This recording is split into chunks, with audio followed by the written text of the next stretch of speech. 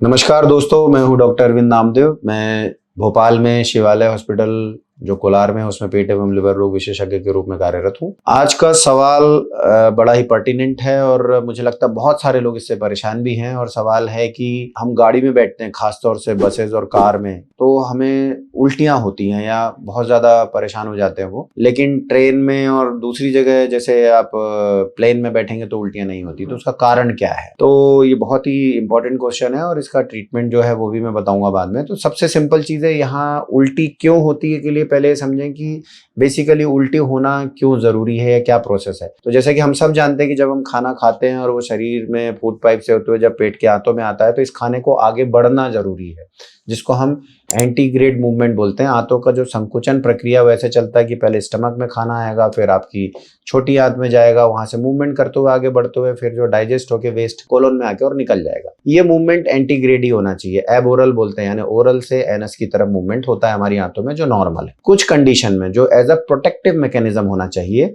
हमारे शरीर में, इस तरह से प्रोटेक्टिव मैकेनिज्म है कि यदि हम कुछ गलत खा लें, मान लीजिए कुछ खराब चीज खा ली है, कुछ इरिटेंट है उसमें, कुछ एसिड जैसा है, कुछ सड़ी हुई चीज है, अगर वो गलती से अगर हम खा गए पेट में, तो हमारा पेट में कुछ कीमो रिसेप्टर्स होते हैं, कुछ ऐसे सेंसरी रिसेप्टर्स होते हैं आंतों के अंदर की तरफ, जो उसको बाहर फेंकने की कोशिश करते हैं। तो या तो हमें वहां प्रॉब्लम होगी, जैसे फूड पॉइजनिंग होगी तो हमें लूज मोशन लग जाएंगे या उल्टियां होने लगेंगी। तो उल्टी बेसिकली एक प्रोटेक्टिव मैकेनिज्म है और ये प्रोटेक्टिव मैकेनिज्म में जो एंटीग्रेड मूवमेंट है ये रिट्रोग्रेड हो जाता है, उल्टा होने लगता है। तो यहाँ पे सारी चीजें जो बॉडी है फिर उल्टा फेंकना शुरू करती है और that is uncomfortable for us, हमें वो अच्छा नहीं लगता। लेकिन वो सारी चीजें बाहर जाने से जो और बीमारी बढ़ सकती है, इन्फेक्शन, सेप्सिस, जो दूसरे अंगों में नुकसान हो सकता है, उससे हम बच जाते हैं। तो ये बेसिकली एक प्रोटेक्टिव मैकेनिज्म। अब ये प्रोटेक्टिव मैकेनिज्म में थोड़ा सा समझना ये कि ये काम कैसे करता है। तो जैसे मैंने पहले भी आईबीएस में समझाया कि हमारे यहाँ ब्रेन गट एक्सेस होता है, यानी हमारे जो पेट की जो नसें हैं वो ब्रेन के साथ कनेक्टेड होती हैं। हमारा ब्रेन बहुत सारी चीजें रीड करता है, ये सब सबकॉन्शियस लेवल पे चलता है। पेट की चाल जो है वो हम कंट्रोल नहीं करते हैं, वो अपने आप कंट्रोल होती रहती है, जिसको हम ऑटोनॉमिक नर्वस सिस्टम बोलते हैं। ये बेसिक सी चीजें थोड़ा समझा रहा हूं ताकि आपको इसका कारण समझ में आए और फिर आप उससे बच भी सकें। तो ये जो ऑटोनॉमिक नर्वस सिस्टम है, जो नसें हैं, ब्रेन स्टेम से होते हुए स्पाइनल, जो हमारी रीढ़ की हड्डी के अंदर जो स्पाइनल कॉर्ड है, उससे होते हुए नसों से हमारे पेट में सब कनेक्टेड होती है। और कुछ क्रेनियल नर्व्स होती है ना, ब्रेन से डायरेक्ट जो है वो हमारे पेट में आके जुड़ती हैं, जिसमें सबसे इंपॉर्टेंट एक वेगस नर्व होती है। अब मैं ज्यादा कॉम्प्लिकेट नहीं करूंगा, या सिंपल से समझना है कि जो हमारा ब्रेन स्टेम है वो हमारे पेट की चाल को कंट्रोल करने में भी हेल्प करता है। और जब ये प्रोटेक्टिव मैकेनिज्म काम करता है तो वही ब्रेन स्टेम हमारी इस चाल को उल्टा भी कर देता है ताकि चीजें बाहर निकल जाएं। तो ये तो बेसिक सा मैकेनिज्म हुआ कि हमें उल्टी क्यों होती है और कैसे होती है। अब रही बात की जो ब्रेन है उसमें कुछ क्रॉस कनेक्शंस भी होते हैं। ये जो ब्रेन स्टेम है, जहां से सारी चीजें ये ऑटोनॉमिक सिस्टम पे काम करती हैं, अपने ऑटो मोड पे काम करती हैं, वो हमारी कई चीजों को कंट्रोल करता है। जैसे कि हमारी सांस की रेट, सांस लेना हमें ध्यान नहीं देना होता, हम अपने आप सांस ले रहे होते हैं, वो जो मूवमेंट अपने आप हो रहे होते हैं। ऐसी आंतों की चाल, ऐसी हमारे बॉडी का टेम्परेचर, ऐसी हमारा बैलेंसिंग एक्ट जो है, जो हम बैलेंस बनाते हैं। हमें एक एज के बाद देखिए छोटे बच्चे नहीं चल पाते हैं, गिर पड़ते हैं, क्योंकि उनका ब्रेन स्टेम वो सब चीजें उस हिसाब से डेवलप नहीं होता है। लेकिन जब हम वो चीजें सीख जाते हैं, डेवलप कर लेते हैं, तो हमारा बैलेंसिंग एक्ट जब बेहतर होता है तो हमें चलते समय ध्यान नहीं देना होता कि हम गिर रहे हैं कि नहीं। अगर हमें झटका लगेगा तो हमारा प्रोटेक्टिव मैकेनिज्म से हम वापस सेंटर ऑफ ग्रेविटी हमारी बॉडी की वहीं आ जाएगी।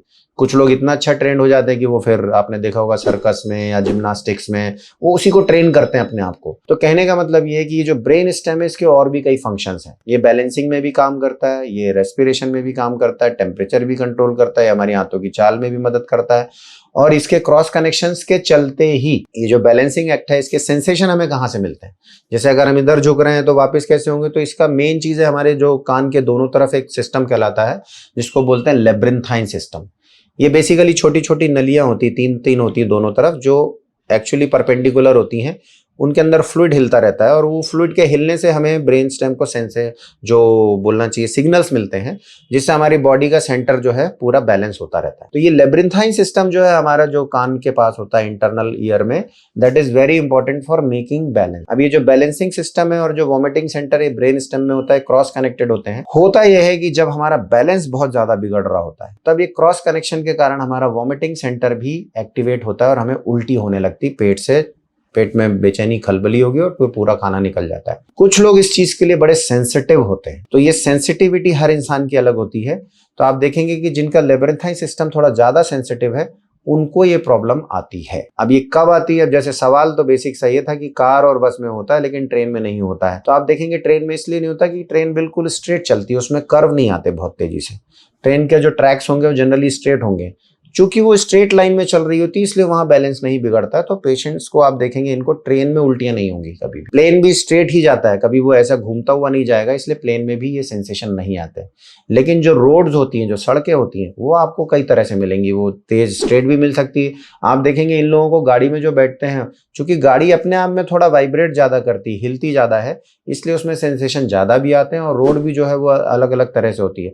आप देखेंगे कि इन लोगों को उल्टी, जो सेंसिटिव लोग हैं उनको तो गाड़ी में बैठ के थोड़े से ही टर्निंग के बाद उल्टी आने लगती है, लेकिन जो लोग नहीं भी सेंसिटिव हैं, आप देखेंगे पहाड़ी इलाकों में उनको भी उल्टी हो जाती है।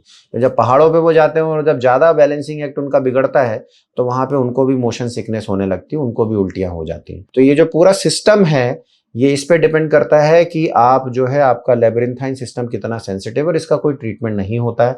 इसको बहुत मुश्किल है वो करना। जो लोग सेंसिटिव हैं वो रहेंगे, तो उनको जनरली एडवाइस किया जाता है कि आप जब भी ट्रैवलिंग पे जा रहे हैं उसके जस्ट पहले 10-15 मिनट पहले अपनी एक जो है लेबिरिथन सेडेशन इफेक्ट वाली दवाइयां खा लें, जो मोस्ट कॉमनली आपको सिनेरिजीन और प्रोमिथाजीन इस तरह के नामों से आती है। कई नामों से, एवोमीन जैसे बहुत कॉमन है। तो जनरली आप 10-15 मिनट ले ले तो वो आपके सिस्टम को थोड़ा डल कर देती है। तो सेंसिटिविटी आपकी कम हो जाती है, लेकिन उसका साइड इफेक्ट है थोड़ा नींद भी आती है। तो लोग देखेंगे कि उसको खाने के बाद सो भी जाते हैं, पर उनको उल्टी नहीं होगी फिर। तो ये तो ट्रीटमेंट हुआ। अब यहाँ से अगर मान लीजिए आपको दवा नहीं खानी और उससे बचना है तो क्या करें? तो एक बहुत सिंपल सी ट्रिक देता हूँ आपको मैं, कि जब भी गाड़ी में आप बैठ रहे हैं तो सबसे पहले तो आगे की सीट चुनें, और आगे की सीट चुनने के बाद जो है बैठे ऐसे कि स्ट्रेट बैठे, अपने आप मूवमेंट थोड़ा साइड की तरफ ना रखें ज्यादा, और अपनी नजर जो है आप हमेशा सड़क पे रखें। अगर सड़क की तरफ आप नजर रखेंगे तो आप देखेंगे आपको उल्टी नहीं होगी, आपको चक्कर और ये सब चीजें नहीं होगी, उल्टियां भी नहीं होंगी। उसका कारण ये है कि हमारी जो हेड है, जो सिर है, वो जब सड़क की तरफ ध्यान लगाता है तो जैसे जैसे सड़क आती है हम सब कॉन्शियस लेवल पे वैसे ही अपनी नज़र को भी घुमाते जाते हैं। तो वो जो बैलेंसिंग एक्ट है वो रोड के साथ उस तरह से चलता है, तो आपको प्रॉब्लम नहीं होती है। और इसीलिए कुछ लोग देखेंगे कि उनको मोशन सिकनेस तो होती है, वो अगर बैठेंगे तो उनको उल्टी होगी, लेकिन गाड़ी चलाएंगे तो उनको उल्टी नहीं होगी। आई होप ये वीडियो आपको हेल्प करेगा, थोड़ा बेसिक्स भी समझा होगा, थोड़ा उससे बचने का तरीका भी आपको समझ में आया होगा। और ये बहुत कॉमन है, लेकिन ये कोई बीमारी नहीं है, ये आपकी थोड़ी सी हाइपर सेंसिटिविटी है जिसको थोड़ा सा डिफिकल्ट है ट्रेन करना, पर इस तरह से आप इससे बच सकते हैं। आई होप वीडियो पसंद आया होगा। अगर आपको अच्छा लगा है तो आप इसे शेयर और लाइक कर सकते हैं, और आप चाहें तो आगे इस पे कमेंट करके अपने अगर कुछ क्वेरीज रहेंगे तो पूछ सकते हैं। नमस्कार।